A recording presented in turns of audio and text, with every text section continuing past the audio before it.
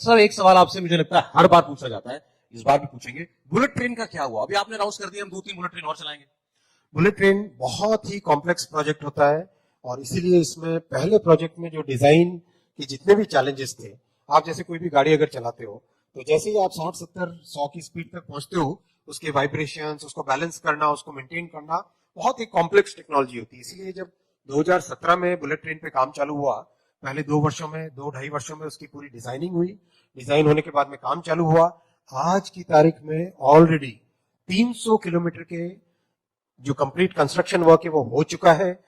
8 नदियों के ऊपर ब्रिजेस बन चुके हैं, स्टेशंस बन गए और 2026 में पहली बुलेट ट्रेन का पहला सेक्शन खुलेगा।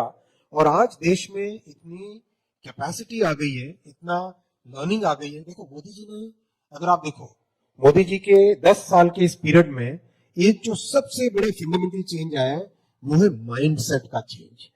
पहले देश में सोचते तक नहीं थे कोई बड़ा काम करने का। मोदी जी ने आने के बाद में बड़ा सोचो, उसके लिए तैयारी करो, मेहनत करो, बेस बनाओ और उसको मेटिकुलसली एग्जीक्यूट करो। और देश में अपनी खुद के टैलेंट के ऊपर, अपनी क्षमता के ऊपर विश्वास करना सिखाया मोदी जी ने। बहुत बड़ी बात है ये। जब देश अपने खुद के टैलेंट पे विश्वास करता है, वही जाके देश आत्मनिर्भर बन पाता है। तो आज जो 3 नए कॉरिडोर अनाउंस हुए हैं, वेस्ट में ऑलरेडी पहले कॉरिडोर पे काम चल रहा है, ईस्ट में, नॉर्थ में और साउथ में 3 नए कॉरिडोर बनेंगे। ये देश की नई क्षमता, नए आत्मविश्वास का सूचक है। सर आप जी की बात करूंगा, उनकी शिकायत ये है कि आप लोग बस इलीट ट्रेनें चला रहे हैं, वंदे भारत फैंसी फैंसी डिब्बे कोचेस आपने चला दिए, आम आदमी की ट्रेन के डिब्बे, जनरल के डिब्बे कम कर दिए। उन्होंने कहा सजा हो गई आम आदमी के लिए। एकदम गलत है, एकदम निराधार है। मैं पार्लियामेंट में इसका जवाब दे चुका हूं। एब्सोल्युटली क्लियर है, करीब करीब 2/3 कोचेज नॉन एयर कंडीशन होते हैं और 1/3 कोचेज है जो कि एयर कंडीशन है। और ये रेशियो लंबे टाइम से चला आ रहा है। और अभी अगर आप देखो, अमृत भारत ट्रेन जो लॉन्च हुई है, जो पहली 2 ट्रेन बनी, वर्ल्ड क्लास ट्रेन बनी है। आपकी पहली जो मालदा से और दूसरी बिहार से दिल्ली के लिए है, इतनी शानदार उसकी पेट्रोनेज है, 180% के आसपास उसका टोटल ऑक्यूपेंसी आ रही है। एब्सोल्युटली पूरी की पूरी नॉन एयर कंडीशन ट्रेन है, लेकिन 100% वर्ल्ड क्लास स्टैंडर्ड्स पे बनी। तो ऐसा नहीं है कि इलीट वाली बात है, बिल्कुल भी इलीट वाली नहीं है। रेलवे का अगर आप इनकम पिरामिड में देखो, रेलवे के लिए सबसे प्राइम जिनकी सेवा करनी है वो है लो इनकम वर्ग और मिडिल इनकम वर्ग। जी सर, लेकिन एक जो वादा आप लोगों ने अपने मैनिफेस्टो में किया, आपने किया, आपका डिपार्टमेंट ने, क्योंकि हम वेटिंग की प्रॉब्लम को खत्म कर देंगे, वेट लिस्ट की प्रॉब्लम को खत्म कर देंगे। सर ये अगर हो गया तो क्रांति है एक किस्म की। कैसे होगा लेकिन ये? देखिए, बहुत लंबे टाइम से, चाहे आप लालू जी का जमाना देखो, चाहे ममता जी का पीरियड देखो, उस पीरियड में केवल और केवल एक चीज होती थी कि नई ट्रेन अनाउंस कर दो बस।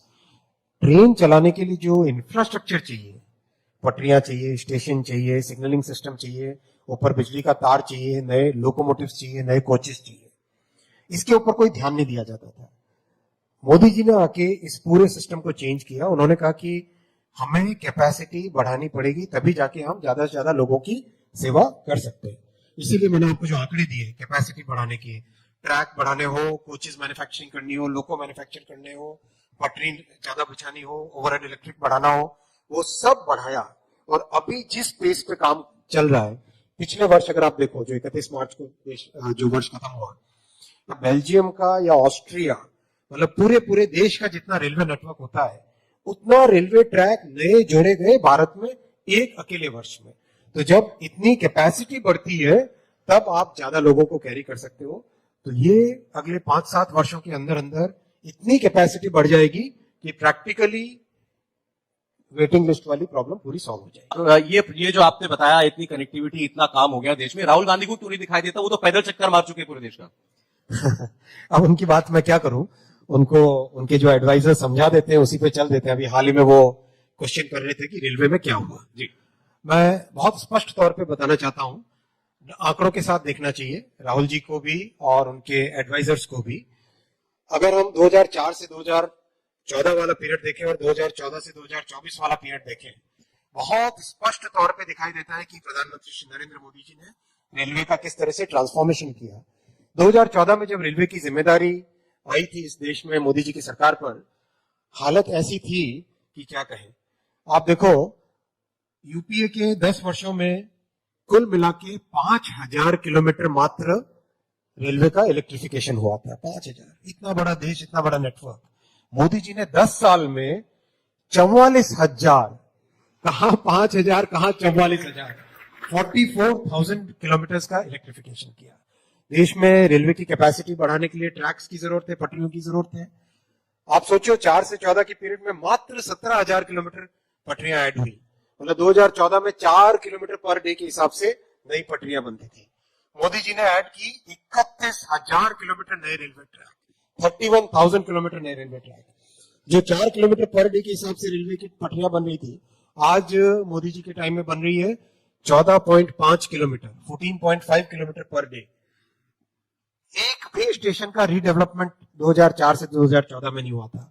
आज 1,320 स्टेशनों का रीडेवलपमेंट का काम चल रहा है। तो दुनिया का सबसे बड़ा स्टेशन रीडेवलपमेंट प्रोग्राम है ये दुनिया का। कोचेस बढ़ाए तभी जाके ज्यादा लोग ट्रेवल कर पाएंगे। 32,000 कोच मैन्युफैक्चर हुए थे 4 से 14 में, 54,000 अब 14 से 24 में। इलेक्ट्रिक लोको 2000 हुए थे, अब 6,500।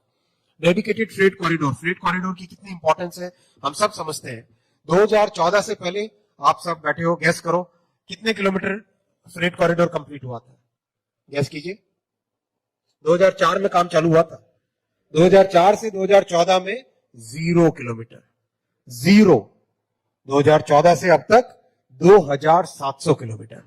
रेलवे के प्राइवेटाइजेशन का ये बड़ा लोगों के मन में रहता है कि रेलवे प्राइवेटाइजेशन कर देंगे। देखिए, ये तो ऑपोजिशन का एक इल्जाम है। देखिए, मैं रेलवे के जॉब्स के बारे में बहुत क्लियर सबके सामने रखना चाहता हूं। 2004 से 2014 वाला यूपीए का जो कांग्रेस का पीरियड था, उसमें करीब करीब 4,34,000 के आसपास टोटल रेलवे में एम्प्लॉयमेंट हुआ था। 2014 से 2024 मोदी जी के पीरियड में 5 लाख जॉब्स दिए गए और एब्सोल्युटली ट्रांसपेरेंट वे में दिए गए। इनफैक्ट पार्लियामेंट में, लोकसभा में कांग्रेस के एक एमपी साहब ने, केरल के एमपी साहब थे वो, उन्होंने स्पष्ट लोकसभा में कहा था कि वी आर रियली अमेज्ड कि बीजेपी में मोदी जी की सरकार ने इतना ट्रांसपेरेंट तरीके से रेलवे में एम्प्लॉयमेंट दिया। दूसरी बात प्राइवेटाइजेशन की, एब्सोल्युटली क्लियर भाषा में मेरे से पहले श्री पीयूष गोयल जी ने और मैंने पार्लियामेंट के फ्लोर पे कहा है कि रेलवे के प्राइवेटाइजेशन का कोई प्रश्न ही नहीं उठता है।